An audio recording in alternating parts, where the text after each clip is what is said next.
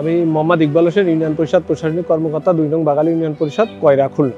Word লেভেলে যে সিবিও এসবিও committee গঠন করে, যেটার মাধ্যমে পিছিয়ে পড়া জনগোষ্ঠীর বিভিন্ন চাহিদা উঠে আসছে, ওয়ার্ড সভা এবং বাজেট সভা, পরবর্তীতে তাদের পিটিশনের মাধ্যমে তাদের চাহিদাগুলো পূরণ হয়েছে। এটা আগে ওইভাবে হতো না, এটা হওয়ার ফলে এর কার্যক্রম আরও অগ্রগতি হয়েছে। যেমন হচ্ছে প্রতিবন্ধীদের জন্য আমরা র্যাম্প সিঁড়ি করছি, যার ফলে একটা প্রতিবন্ধী এসে সরাসরি মেম্বারদের সাথে সরাসরি কথা বলতে পারে। মাতৃদুগ্ধ কর্নার স্থাপন করেছি, এখন মায়েরা তাদের বাচ্চাদের দুধ খাওয়ার জন্য আলাদা একটা নির্দিষ্ট প্রাইভেসিতে জায়গা পেয়েছে। কৃষি ও সেচ খাতে দেখা গেল একটা টাকা বরাদ্দ থাকতো, আমরা যখন এটা মনিটর করতাম তখন আমরা বুঝতে পারতাম না কোন পারপাসে এটা খরচ হয়েছে। যখন ইভলভ প্রজেক্টের সহায়তা আমরা খাতভিত্তিক বাজেট করতে সক্ষম হই, আপনার কৃষি ও সেচের ডিভাইডেড করে আমরা আনছি জলবায়ু সহনশীল বাজেটে কত টাকা বরাদ্দ, নারীদের উন্নয়নের জন্য কত টাকা বরাদ্দ আছে, তারপরে লবণ সহনশীল বীজ ও চারা বিতরণের জন্য কত টাকা বরাদ্দ আছে।